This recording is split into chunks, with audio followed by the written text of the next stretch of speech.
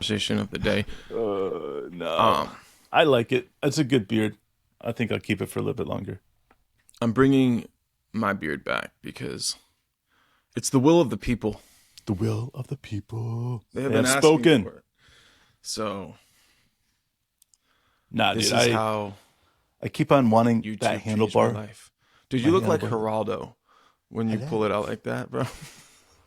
Dude, I really, really want The it. king of mustaches. Just get that. And the cool thing is the handlebars, they come all the way down here, right? Yeah. So what you could do is crazy. Yes, dude. And if you do like a little wax, you could look like a Kentucky colonel or whatever. What's up, Nick? How you doing, What's man? up, Nick? Dude.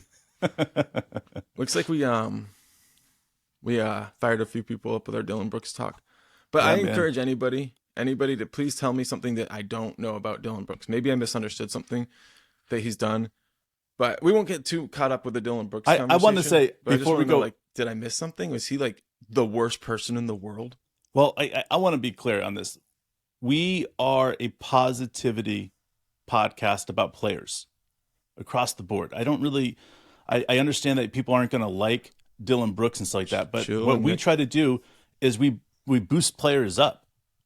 And we look at Dillon Brooks being kicked right now, and it's just like, but like we We said, did the don't same get with Ben caught up. Simmons, DeAndre Ayton. When those Yes. guys were getting trashed on, we stood up for them. Every time, because these guys deserve a voice. Yeah. What's up, Mark? That's right. I agree, Mark, 100%. And that's the thing. Like, but look, I get it. If people like, if there's something that like, if he is like a terrible locker room presence, if he is like something, if it's something outside of what I know about him, like, Okay, tell I got me a question. and I'll adjust it. All right, let's just say, for instance, he's a horrible locker room player, person because of Ja. Well, yeah, but then I'm okay with that because Ja's. I mean, that's what I'm saying. Is if it's Ja, then I'm like, cool, because anybody that's bringing and taking videos of themselves with holding a handgun in the NBA, right.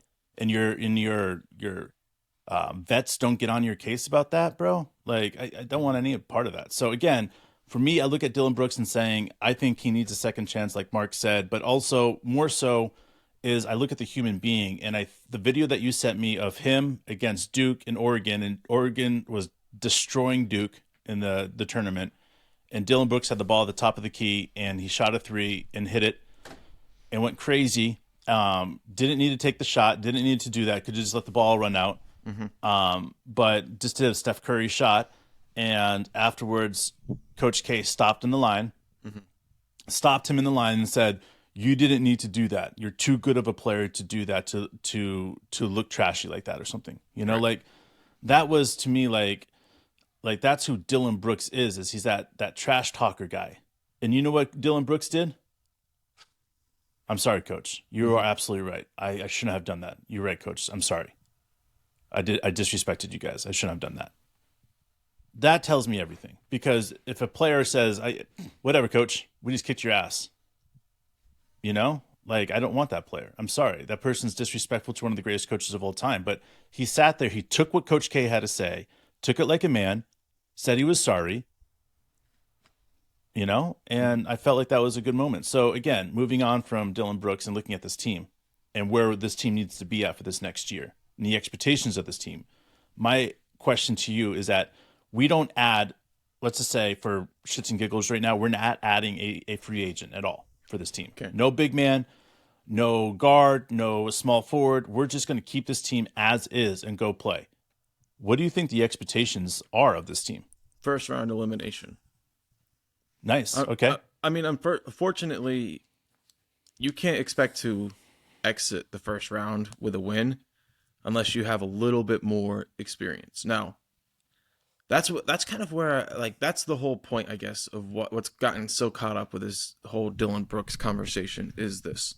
Essentially, my argument is that Sam Presti knows that this team has a cap if you put them into the playoffs. And there's a difference between like choosing to improve the squad to make sure they have the best chance for the longest run possible and choosing to give up picks to do that. Now you can figure out how to get better in the margins. And if you do that, then there's a chance to get out of the first round. But if we just get our draft pick that's coming and then we anticipate this team to get a little bit better, I'm thinking we're probably a 50-win team. Now, we may not be, but, whatever. We got 40, this year, so maybe 50. So if we get to 50, okay, the question is, do you really expect a young team with 50 wins to get out of the first round of the playoffs? It really depends on your matchup. We've looked at a couple of teams that had very good regular seasons. They get bounced because they get matched up against a veteran playoff team. Sure. Doesn't matter if they're the 6th seed or a play-in team. That's what we've been talking about. Right. There's a different gear these veterans all know about that we wonder if some of these young players have understood that gear. Yes, they get it, but playing it in a game, in a 7-game series is a whole new thing. Now, my question is this. Jimmy Butler. Jimmy Butler had a horrible reputation as far as getting along with coaches. And how is Dillon Brooks even worse than Jimmy Butler? Because I don't think he is. I think he got along with Taylor Jenkins for the whole time. He was a really good attribute. Suddenly now he's outside of what the direction the Grizzlies want to go in. And, he kind of drew a lot of attention to himself. So that's going to be an obvious thing. But I just feel like you need somebody cut from that cloth. Sure. Of elite competitor. They may not be the greatest 3-point shooter. They may not be the greatest whatever, but they're the best defender on any team that they're on. And they compete with their heart and soul. They're cut from the same cloth. I look at Dillon Brooks and I say, yes. But if you're asking me, and I'm sitting here with Nick too, he said that Ben Simmons. I have been a Ben Simmons fan for forever. Right. I want a great defender, getting downhill, the things that he can do. You've also been a Ben Simmons defender when people went after him. Oh yeah, you still are. I still am. I just love Ben Simmons. He's a great young man, and it frustrates me when people throw him under the bus. But if you're asking me, you're saying, Dave, you get one player that is essentially disgruntled with their team right now that don't believe they're getting used properly, and you're saying anybody in the NBA right now, who would you pick? It would be Ben Simmons without even hesitation. NBA talent. He just needs the right fit. Exactly. And to me, that's why I keep going back to how many times are we going to have an opportunity to get a player like Ben Simmons or like Dillon Brooks, or the list can go on. The thing that I keep saying and that I think it's important is that we need to be a destination where veterans want to come to play because they need to rehab their career. Or a 27-year-old young man is having a trouble fitting in where he's at, but they know that he's an all-star level. He's like, hey, listen, Oklahoma City, I'll take a shot in my pay cut, and you guys allow me to come over there and rehab my career. That's what I need. We need the Oklahoma City Thunder to be able to do, because guess what? When we're winning and we're in an opportunity to get to the championship, to play in the finals, we need to be able to have veterans on this team that have done that and been there before, that want to participate with this team, that have the same idea of what this team can be. And the list goes on of those type of players that are going to be available in the next couple of years. But we go out and get a player like Dillon Brooks and we rehab his image, it's going to make it so that no other player will ever want to go anywhere else except for Oklahoma City. It's like I don't know if anybody's ever seen the movie The Legend of Beggar Vance. It's like Ben Simmons lost his game, right? And sometimes you have to go somewhere to find your game. And the playoffs does that to people. And that's why when we recognize it happening really early, like Doc Rivers and Joel Embiid throwing Ben Simmons under the bus, we're like, whoa, this is not good. Because sometimes it doesn't end up bad. Sometimes players come through it. But sometimes it creates such a big fracture that the player is like, it's Look like at the Jazz before the career, and before this happened in his career and after. And we've been watching it just kind of slip away. And what we believe is this, I believe is this, a single player like Ben Simmons or, whoever can be elite defender, maybe they don't come in and play, 70 games for us in the regular season. Maybe they don't even really make a huge overall impact in our win total during the regular season. But you get into a 7-game series and you have your offense flowing and they start to like Andrew Wiggins type player. He skipped a lot of time, right? And then all of a sudden he comes back in and he knows where he fits. He knows where he fits. The shots are open and he can play within what he does well, right? And it's not just Ben Simmons. It's not just Dillon Brooks. there are players who have fallen outside of their coach's offensive system. They're not being utilized in the way that they think is appropriate. Well, guess what? Coach Daigneault runs an equal opportunity offense. Now, sometimes that makes the fans really uneasy. But for NBA players, they know that if they can learn how to run his offense in an elite way, then they can maximize their ability, and they don't have to be limited by the role that other people have on him. So you're right, bro. Like, the Thunder can be a legit destination for restarts of careers. And you need that. I mean, think about the players that came through Golden State that were done in their careers. Everybody's like, they're washed up, they'll never have anything. And then all of a sudden they go out there and they've turned their careers around to the point where they're signing max contracts, or big time contracts. That's what a good organization does. And whenever you see it, it's like, boom, all these people go. And then you get players like Iguodala, you get Iggy, and you get players like whatever, Iggy, and then you get all these other guys that come in and that literally change it. And you can talk about it with, the Chicago Bulls. I love the fact that they were able to get Luke Longley from Australia to be able to come play for the Bulls during that time, recognizing what Michael needed for a big man, and it wasn't available in the league at the time. And I think those are the type of moves that create dynasties. And that's why when we're looking at this and we're saying, yes, Sam has proven that he can go through the draft and get these amazing draft picks, right? But wouldn't it be crazy if Sam just flipped the switch and we get pick number 12 and he trades it for Ben Simmons and Patty Mills for number 12? I mean, like, the thing is that these are the type of things that people wouldn't be like, oh, well, no, the Oklahoma City Thunder wouldn't do that. But then it's like, wait a second here. Like, maybe the Oklahoma City Thunder and Sam Presti are on a whole new level. They're not forcing things, but they're also recognizing that any player that they're going to pick up right now, in his mind, could take 2 or 3 years to develop. And he wants to win in the next couple of years. And might be the best way of doing that is picking up a great veteran and a player that used to be an all-NBA team player that is no longer valued as that, and a first-round pick would do so. So here's my theory, bro. It goes like this, right? What you have is the ability for to do both. That's it. That's it. With this free agency market, bro, there's so many opportunities to do both, in my opinion. It doesn't have to be one or the other. You don't need to choose, like, are we going to have the player that's going to develop in 3 years? Or are we going to have the player that will be a veteran that helps now? Now, some years you can't get a free veteran that will help now. You know what I mean? But right now, with these guys that we're mentioning, it seems like it's available. Well, Mark, I want to say what I'm saying here, Mark, is why I would do this with the Nets is, first of all, you get a very sound veteran player who I would consider probably one of the best veteran players in the league.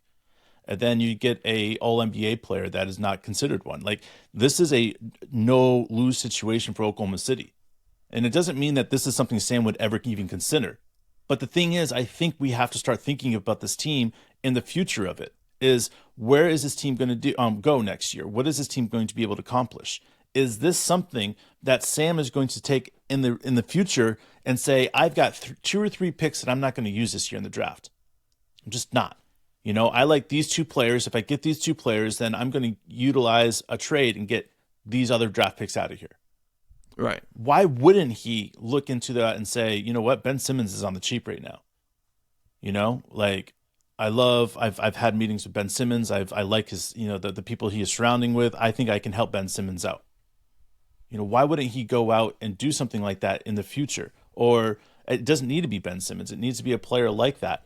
And I think that's what I keep on going back to, is that you can be a great GM in the draft and just be that, a great GM in the draft.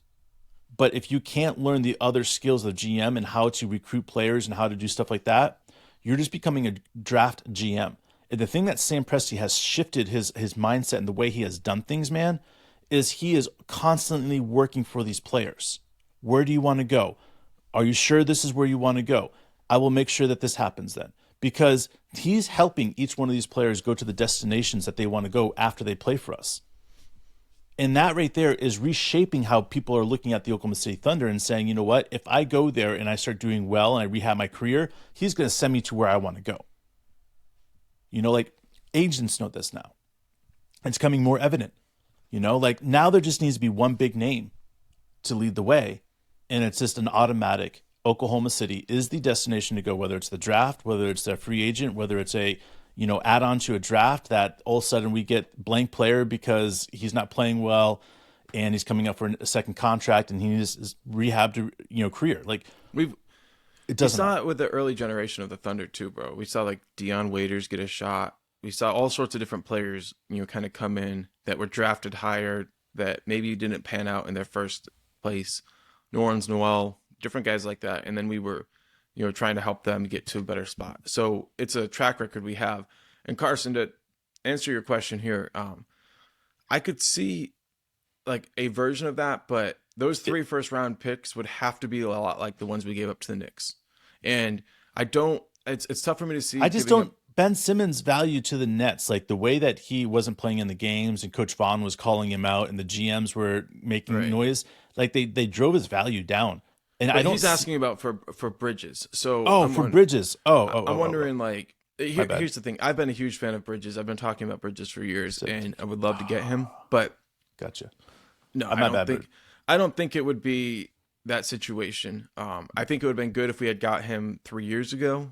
But at this point, I think the Nets really value him, and that it may pan out. But right now, like they're valuing him like he is already a superstar, and that's good. Bro, listen, he needs to be treated like that, but he needs young players around him to be able to continue to push that out. And I'll be honest with you, Ben Simmons doesn't want to be part of that right now. My goal would be to find somebody with the 12th pick that could replicate his level of production in his career. Like it's not impossible with the 12th pick. There's a guy that I was watching. Somebody here on the chat told me to check out the other player. I can't remember his name, but he's on Victor Wembanyama's team, and he reminds me so much of Mikal Bridges, like length, like 7'3" wingspan. Like I think he's 6'6", and he's just like, you watch him play, and it's like that looks like Mikal Bridges' arms have been put onto a player in France.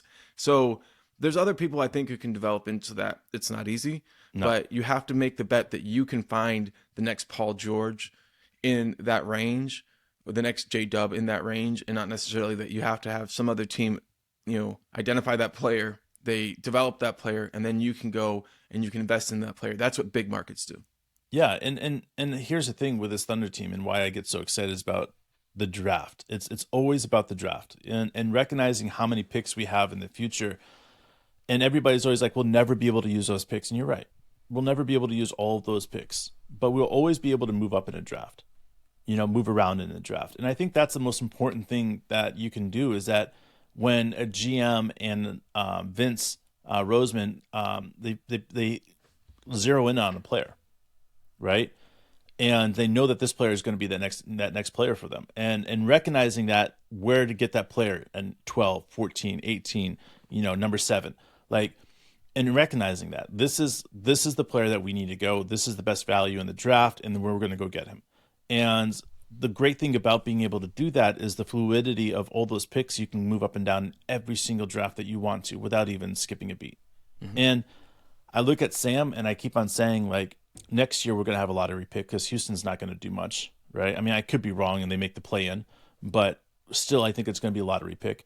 And then, we keep going down there. We're going to have lottery pick after lottery pick after lottery pick. And why is that so great? Is because if we have a lottery pick and then we have 1 or 2 other first-round picks in that draft, there's no way that Sam's going to use all 3 first-rounders because we just don't have the money for that.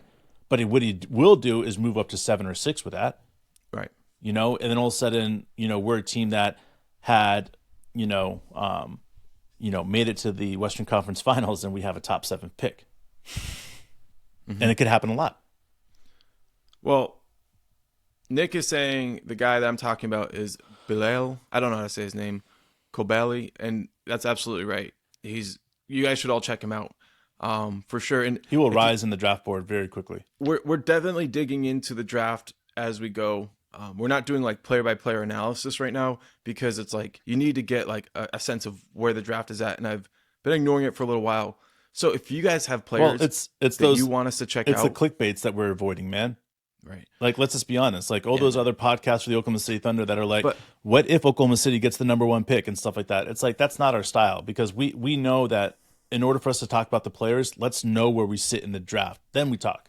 But like as we do our draft research, it was either Nick or somebody else who recommended I look up this player that I would never have seen if it wasn't for you guys. So Yeah, make keep sure that you shit mention coming. in the comments like who you want us to take a look at, and we'll do that. We'll make sure we do that before our next conversation as best as we can, and that'll make sure that we really have as deep of a knowledge as we can. You guys can be our scouts for us and let us know if we're missing anything and help direct our attention. Especially when it comes to foreign players and guys that we call living across the pond. I mean, Ousmane Dieng was completely like, that was our Australian fans and our New Zealand fans saying, you guys got to watch this guy. Yeah, and we had a couple French people that would throw up a, hey, look at this guy, he's really good, and that's how we get on these. Like we would have found Ousmane Dieng eventually, no doubt, but not that early in the season.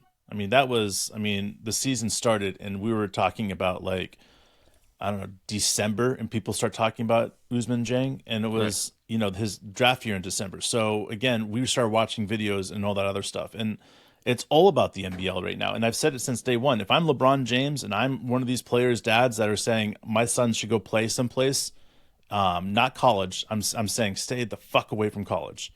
Like, it's the NBL, like straight up the NBL. The way that they have men over there helping raise these kids and stuff like that, bro, it's amazing. Like, you guys, if you haven't watched the NBL, it's amazing. And it's something that I enjoy as we're scouting and we continue looking at it. I keep on looking at this NBL film, and it's exciting because the way their style of the game is pretty powerful. So, Mark, you asked a question, and we appreciate you keeping an eye on the NBL for us and anybody else who does that too. But you asked a question about ultimately these players leave. How do we change the mentality in Oklahoma City that it's the team to be on? And here's the thing, right? We got these players for like a big chunk of their prime, the previous players that ended up leaving. They wanted to leave because they wanted to win. And we found ourselves in a spot where we couldn't bring the championships in. If we had brought the championships in, I think we would have kept the players. So it's a pretty simple solution, although it's incredibly difficult to achieve. The other thing is you can be quick to realize that you're not going to win a championship with a group. No. And you can move away from that group a little bit quicker. I think Sam Presti might have hung on a little bit too long. The circumstances kind of dictated that was the right thing to do in that time. I don't know if he would. You talking about again. Paul George and Russ? No, I'm talking about KD, Russ. Oh, yeah. And from 2012 finals to the conference finals in 16, there was just a little bit of like maybe hanging on a little bit too long that maybe was appropriate for a team in its first few years of being in a city. Yeah. But I don't know that he would do the same thing with future generations. No, he would have traded KD the second he didn't sign a contract going into his last year, because he would have recognized he would have got like 5 or 6 draft picks to put around Russ. Right, but we're not going to cry about it too much. But I do think that there's a lot of like elements that you can learn from and you can be aggressive in. And if you put yourself in a position where you're hitting the conference finals every year and you do the right thing for players every time, and players and their agents understand, you go to Oklahoma City, it's going to put your career back on track. It fixes all the problems. You really don't have to like sell your city. You say you're going to earn more money, your career is going to get longer, your family's going to get a nicer house, you're going to have nicer cars, you're going to have a nicer life, and you're going to be able to retire and be happier for longer. I'm sorry, I don't give a fuck where that's at. I'm moving to my family there, and we're going to get everything right, like Chris Paul, and then go and milk the hell out of a $43 million extension, and then force them to give you another extension, because guess what? Sam Presti is the person you want to put your career, like in the hands of your career. And if you do that, your career in the hands of, right? Because if you do that, it's going to turn out for you 10 times out of 10. Dude, it's not just that, but think about when CP3 came and played for us that year. Everybody, listen, he got what, 3rd or 7th and 5th, or whatever it was, in MVP voting that year. This is what's so crazy about that, is that everybody called it a rest year for CP. Mm-hmm. Think about that, guys. Chris Paul, they called it a rest year for him. And what did he do? Fucking dominated. Even though they called it a rest year. And then it allowed him to do some crazy things the next couple of years because he did have a rest year. He did. I don't think he played more than 35 minutes, but a handful of times, you know? And that makes a huge difference for these players. Huge difference. And that's what it keeps going back to, is that when you're getting a quarter rest, you know, you got a 48-minute game and you're getting a quarter rest, like you're resting at such a high level. And when you're at the later stage of your life, you start recognizing, hey, I'm going to be able to play at the top of my game for a couple extra years because of this. And what does that couple extra years come out to be? Well, in the NBA, that couple extra years is going to be $100 million in the future. I mean, it's going to be a 2-year, $100 million contract, you know, and that's going to be the supermax 2-year contract people will sign at the end of their careers. And people like Shea that get these rests, and people like J-Dub that are going to get the rest like Shea is, like, they're going to be able to come back and be able to make an extra $100 fucking million because of the way that Sam's taking care of them. Bro, that's dope, dude. And I'm seeing some people recommending that we check out, I don't want to say this wrong, but I always do. It's Tracy Jackson Davis, I think is how you say that, from Indiana. All right. So I pulled up his highlights right now. I'm going to check those out as soon as I can. What's up, Matt? Thanks for joining us for sure. And yeah, Carson, for sure. That's what I'm talking about. Let's do this together because I know that it's like the Thunder have such an extensive staff all year paying attention to all this scouting, and then we have like the smallest amount of time possible to like quickly identify who we think that we're going to target. And somehow Dave and I have been pretty good at it based on certain pieces of information. But this year we feel like we have no information. Like when people were like, don't get Josh Giddey, it was really embarrassing. We were all like, we knew it was Josh Giddey and we were freaking out when it finally happened. Chet, we were talking about that months in advance. There was no doubt. Remember we deleted the podcast that we did, that was quote unquote live reaction for the Chet one? Yeah. Because like I literally like, I was like, and the first pick, the Orlando Magic select, and I was just like, that's it. Fucking call that shit. Because like the reality is that once you understand where this team was going and you saw that Josh Giddey was that guy, you're like, oh dude, this is on. Like this has been the plan since day one, is somehow get the opportunity to snag one of the next two big guys in the draft.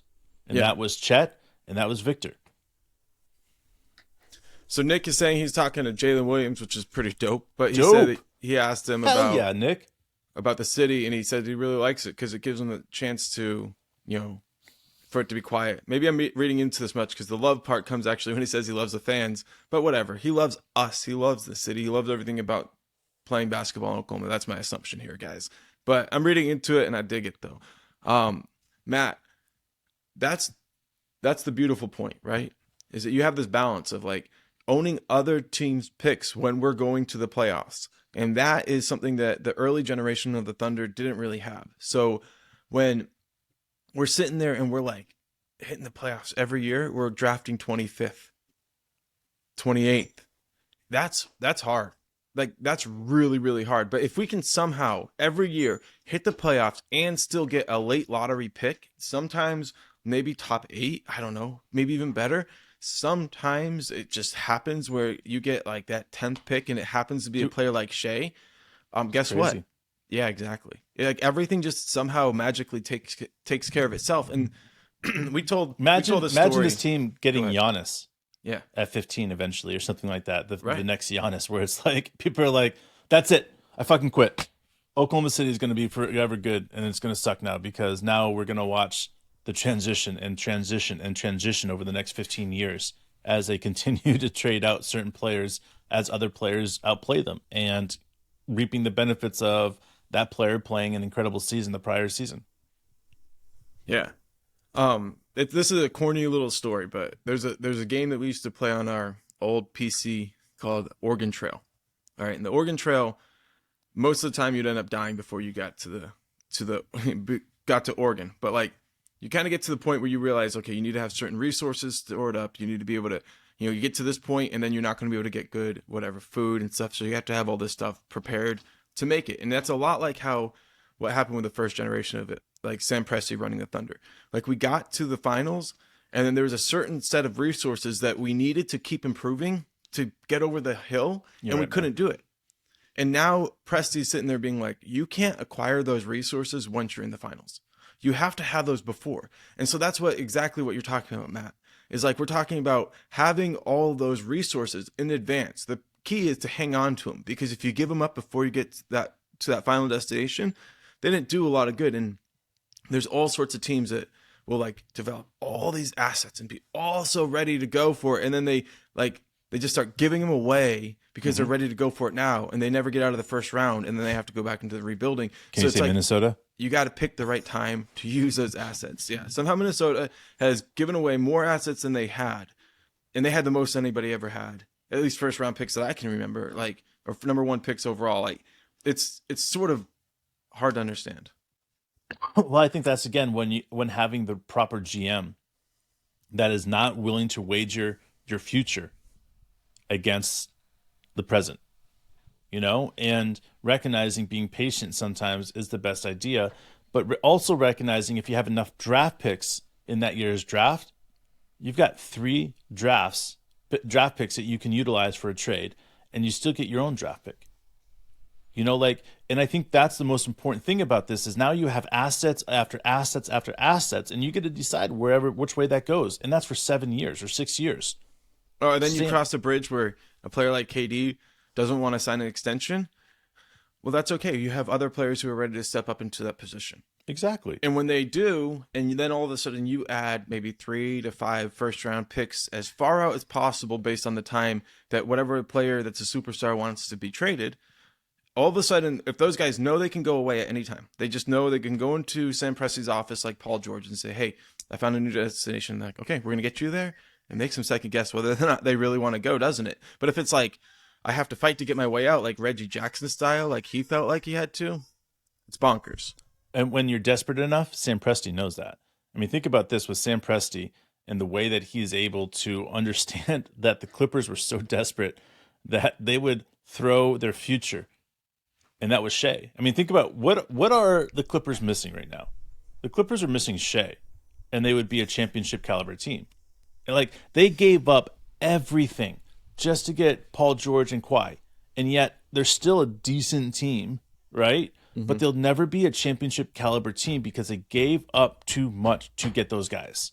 And that's what Sam Presti will be able to do when these guys want to leave is like, yeah, sure, we'll go ahead and send you to the Phoenix Suns, but unfortunately, we're going to take just enough back that they're not going to be able to win the championship. Or if they do win the championship, it's not going to affect us because it's a year that we don't get their pick. Yeah, I think when you mentioned that, like this whole Paul George, Kawhi Leonard orchestrating their move to the Clippers, it makes me kind of think like we're at this spot where maybe like the time of players like orchestrating super teams is over. I don't know for sure, but you look at the Nets, right? There'll be like once in a while a team that comes in, like will be like LeBron coming in and be like boom, boom, boom, boom, and then you get a big team in there. But it's not going to be like that sometimes, anymore. Right? If it's like to a city that wouldn't otherwise get that player, but like you look at KD, like the level of status he had in the NBA, if he can't form a super team and deliver, it really makes it a difficult situation for any player in the future. Unless, like you said, they're like LeBron status. And then it's like, well, even then though, but like, think about this though, is that you're not going to be able to afford too many of these superstars coming over. Like, you'll be able to afford drafting a team and keeping a team together, but you're not going to be able to afford to bring a super team together unless everybody's willing to take less money. But and that's the thing that I don't think people will be willing to do. But that's one half of it, right? That would be like if everybody's free agents, right? But giving up, say, 5 first-round picks to put together a super team when they know that those players are going to be gone if it doesn't work out, and they're going to still be paying the picks, that's going to be really scary for franchises, and you might see them balk at it. Now, it would be ridiculous in some senses, but if you look at it, it's like, how does Harden, Kyrie, and KD turn into a dumpster fire? Like, because like players leading the super teams is different than like a guy like Pat Riley putting it together, because there's going to be moments where players have to make sacrifices, and you need to be able to look at somebody and say like, hey, you're the motherfucking architect, right? Tell us what to do here. And he's like, he's like the Yoda, like they continue to play. And it's Yeah. like, all right, well, like that's hard. Like we got to win a championship. But think about it. Like the Heat, they won 2 championships out of 4 times in the finals. And there were times where like Spoelstra's job was like on the line. It felt like people were calling for his head after the first finals they didn't win. And it was like, I remember LeBron even going to Pat Riley, and I think he asked Pat Riley to come and coach the team, and he said no. Like, my point is, super teams create pressure that if you can build a super team through drafting, it doesn't happen. Yeah. And I just think, like, I know a lot of teams don't have that ability, but like, you have no chance if you give up all your picks for it. And even a player like Mikal Bridges, like, not necessarily like the highest rated player coming out of college, can be a really critical factor in a long-term team plan if they can draft properly and, most importantly, develop the players they draft. Yeah, you're right, dude. And I think that also it comes to with understanding what the future of the NBA is, how the NBA is changing, how certain teams will be good now but won't be good in a couple years, 3 or 4 years down the road. Carson, echoing what you're saying right here, is the Clippers will blow it up. And if they do, it's not this year, it will be next year or the year after. And either way, we're still going to get one of their picks after they blow it up, and will be a top 5 pick.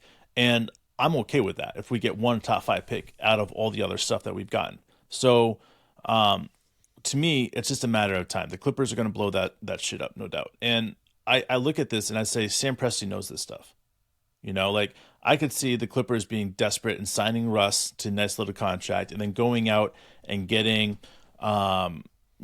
Memphis's villain, you know what I'm saying?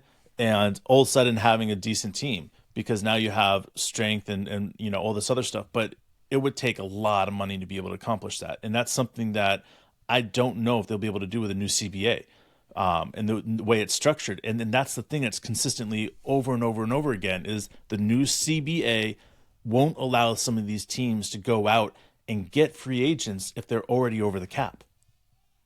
And I'm telling you guys, it's going to really mess with a lot of people's like value, because it takes a ton of teams out. Yeah, it's definitely going to impact things like, when you look at the Warriors, I think they have DiVincenzo, right, on their team. Like he was somebody they picked up with a mid-level exception when they were above the cap line, and he's not going to be available. And these guys, like a lot of these older players, like these are good contracts. These are good opportunities and good chances to become champions. So they're going to be missing out on those, and you wonder who's going to benefit. Like it's going to be this, like the smaller markets, because they're going to be able to offer, better deals than these teams that are just like over the cap and then can, pull a trigger to, improve their team. Less of those are existing. So it's going to be interesting, but it's exciting, man, because like it's the future. Like we've been saying about this new CBA and how it was going to benefit the Thunder for a long time. Mm-hmm. But now actually seeing that the picks are way more valuable than I ever thought they would be. Like it's crazy to me, because now we're actually sitting here and saying the Thunder have everything. We've got the young star, we've got the potential young stars, we've got great defensive team, we've got a very efficient offense, we've got great coaching staffs, great developmental staff, right? And we have every single pick that we could ever want to complete this team. And whether that's going out and getting a superstar with some of those picks, or keeping it firm and keeping all of the draft picks, right? And utilizing that G League as a siphon to go up into the league, and allowing these players, because now you get 3 2-way contracts, and you start allowing some of these other players to start coming and playing and filling in, then it's more valuable. And that's why I keep going back to it's now is the new way the NBA is going to be run, and we're all going to watch it. It's going to be slow motion as the changes are happening, and it's going to be fun, because we might think that, oh yeah, the Thunder need a big guy, they need this, they need that, but there's a reason that Sam hasn't gone out and got that big ass body yet. Like there's a reason, and what that reason is going to be obvious in years to come. And it's going to be like, well, no duh, because that player that we used to think was one of the league's best players is no longer even on a team. Yeah, I mean, look, the reason we nerd out about Ben Simmons or Dillon Brooks or whoever, like whatever the player is that has had a rough go at it and needs to rehab their career or their image or whatnot, right? As long as they're not like actually like like a truly cancerous locker room type player. Well, go back to why we do this though. We both Mark and I, we fucked up. We're a complete fuck up on our lives.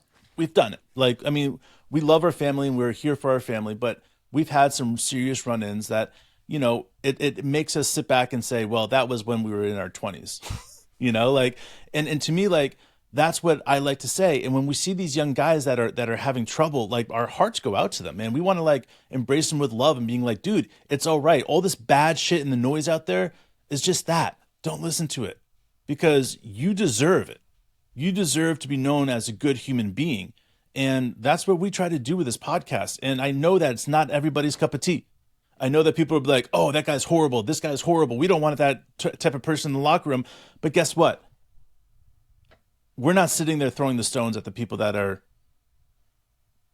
in trouble. We're out there helping them. And we're trying to get them to be known in a better light.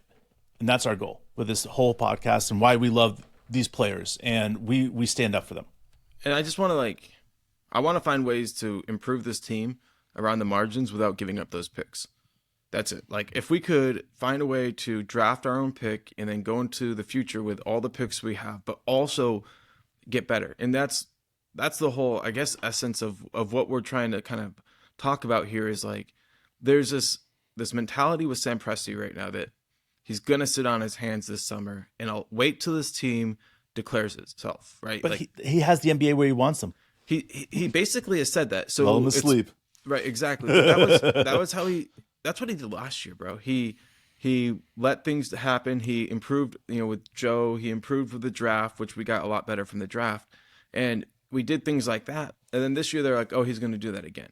And I understand this idea that like you would want to be patient because you don't know what the team actually needs until you've seen Chet out there playing. Yes, this is true.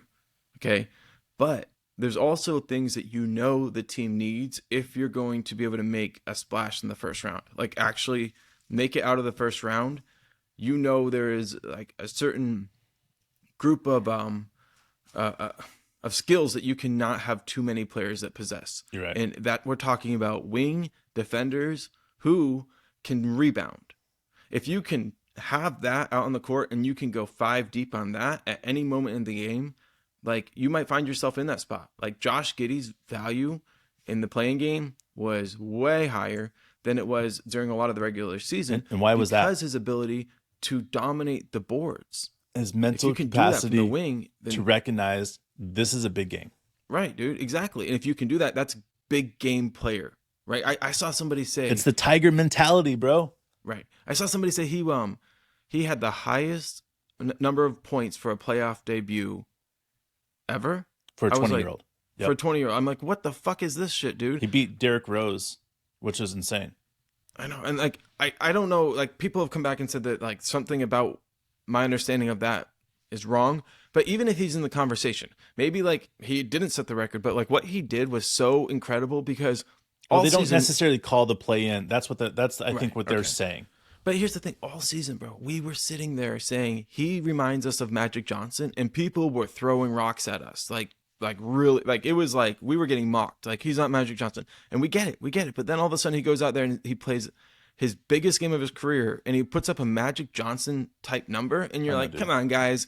I know he's not your favorite player when you were 11, and I get that he's not like. We get that he's only a second-year player. I know, but you know what, guys? He's pretty fucking special, and we have to come along and play that game. When have we ever seen a player that has taken people and said that player is like Magic Johnson, and in the same sentence, people say that player is like Larry Bird? Like I have never in my life. I would say like I've said the same thing about Luka a little bit. Yeah, and I think that's what's so astounding to me is that, I mean, Luka's, a little bit smaller than Josh, and he's not as I would consider like angry or physical like Josh is, like Larry Bird was, but it's that, again, that Tiger mentality, and I think if you look at it and you're saying what type of players can you say that Josh Giddey is most like from the future, from the past of the NBA, right? You have to say in the same conversation Larry Bird and Magic Johnson. And he's like a weird hybrid of these guys that can pass the ball, dribble the ball, play defense, get up the court, get down the hole. And there's the size. And I think that's what's crazy about it is that I don't think we're even done seeing Josh develop. And that's why when I say I want the Thunder to get somebody like Patty Mills, I want Patty Mills on this team because he will help Josh Giddey get to that level quicker. And that's what's making me excited about the way this team is developing is that we're that close from having 2 or 3 players that are all NBA teams or on the all NBA team players, bro. I got first, second, or third team. It doesn't matter. We're so close to that, man. And it's crazy. And Mark, what you're saying about court awareness is what like Josh's like maybe best skill, if you will. And that's what like we kind of like say like about his Larry Bird. People will be like, oh, like he's not as good of a shooter as Larry Bird. Like, oh, good, congratulations. Like you noticed. Like in the end though. But it was a different time because Larry Bird didn't shoot a lot of threes back in the. I mean, yeah, he did at the end of his career, but not. But it's about the way you think the game, right? It's about the way that you can orchestrate offensive movement with your eyes, and like there are certain things you can do, and you're like, okay, I recognize that skill, and people are like, I got a question. When have we ever seen a player of Josh Giddey's caliber throw the ball in balance? I mean, whether it's full court, half court, or underneath the basket, have we ever seen a player accomplish what Josh has in the short 2 years that he has been playing? No, for sure, and never in as short of a time. But I would say, I have these memories, and I don't know if I'm accurate, but Manu Ginobili was a great inbounder. Ooh, yeah, he was. You know what I mean? Like he found Tim Duncan a lot. He could make plays, and it would be like, good point. And the people would always be like, Papa's the best inbound, and it was him too. But you look at it, and a lot of times it's not just a coach. It's like a coach with somebody who has the nuts to make that pass. And like in Salty, you should be totally hyped about Josh. Like what he's doing right now is special. And the fact that he's still doing it a little bit like under the radar is really special because it's going to pick up steam. Like people don't understand how much momentum a winning team can have, but like it can get fucking insane. I want to say this. One of our worst podcasts that we ever did, and we talked shit the whole time, was after the draft and we picked Josh Giddey, and we watched all the other podcasts about Josh Giddey that night, the Thunder podcast. There was not one positive Thunder podcast that night about Josh Giddey. It was sad. Not a single one. It was sad. What? It was so sad. We got on there and we just cussed every single one of the Oklahoma City Thunder podcast communities out. We're like, fuck you, fuck you, fuck you. You guys are all assholes. How could you do this to a young player like this? He is going to be amazing and you're all going to eat your words. And I look at that and I still look at this to this day and wonder why we've been blessed with such an amazing following from Australia. And it's because when we look at Josh Giddey and we see the player that he is, it lines up with so much of what Australian people believe about Josh Giddey as well. And that's the belief is what it gets me, man. And I'm always going to be grateful that we stood up for Josh and we've been so positive about Josh is because he deserves every single comment we've said about him. I remember hearing about Manu when he came to play for the Spurs, right? That he was in really big game situations, and a lot of people felt like he had never been in a big game because they hadn't seen him, but he had been in really big games in international competition for Argentina. And when we started watching Josh and we were like getting hyped about it, we're like, whoa, look at his passing and look at this. And every single fan from Australia said, watch out. Not everyone, but everyone that had a chance to mention it, but watch out because he's a gamer. So when it comes to the biggest game of his career, he's going to play bigger. Like his junior league championships were like legendary. And I'm like, okay, like junior league championship versus NBA playoffs is different level. But in the end, like a player who goes out there and makes winning plays for 48 minutes and does whatever it takes and lays it all on the line. And it doesn't matter what their age is. They're a competitor at the highest level. Like, that's what people were recognizing. So we kept telling people, hey, we're being told, watch out, watch out. And then all of a sudden it happened, and it was like, we were still surprised. What was the first time? Do you remember the first time? Madison Square Garden, baby. Madison Square Garden, game number 1 for Josh. I was like, asked it going into the game. You said it before the game. You're like, bro, Josh Giddey going for a triple-double this game. I was like, I'm sorry, Mark. I think he's still a little ways away from getting it. And you're like, fuck off, Dave. He's getting it. He's getting it. And I was like, up, I think 28, bro. And it was amazing, bro. It was one of those games that you just stopped and you're like, dude, this guy gets it. He understands the next gear, next level. And how many guys truly understand that in the NBA? I mean, there's a very small amount of people. And when I say that, it's because in order to be able to be a championship caliber player, in order to be able to get your teams in those games, you have to be able to step up in those games. You have to have 2 or 3 of those players that understand that mentality, right? And if you don't understand that mentality, get the fuck out. This Thunder team are only going to dominate games when they continue to do what they're fucking doing now. Draft, develop. We have the superstar. We have the offense. We have the defense, man. All we got to do is just go out there and do the things that the Oklahoma City Thunder are good at. And that's what? Everything.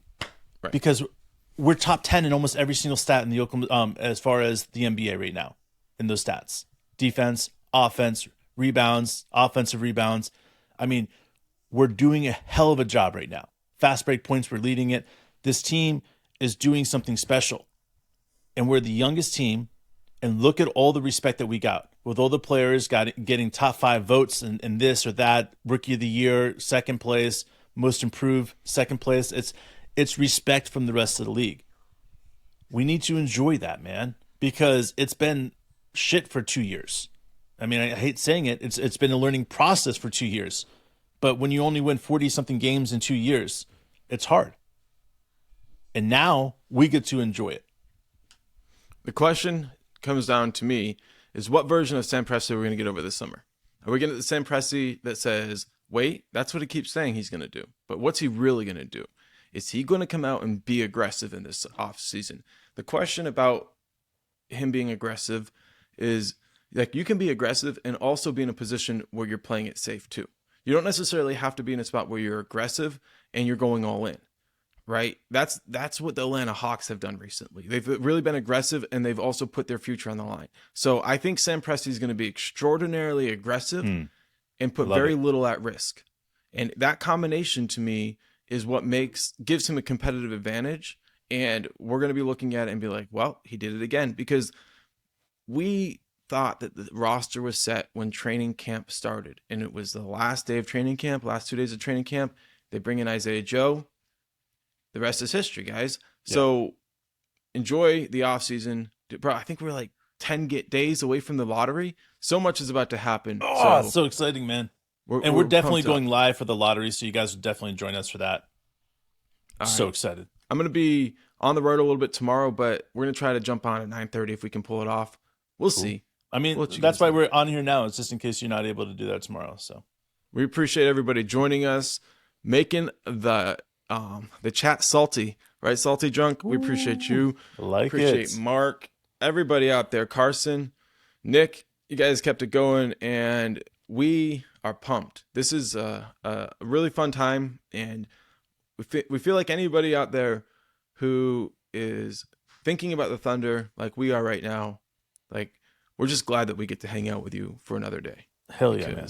It's the ride of our life. So don't forget to tell us what players to check out, because it's important to us to be the most knowledgeable scouters in Oklahoma City podcasting. So let us know what's up, guys. Love you guys. We'll see you soon.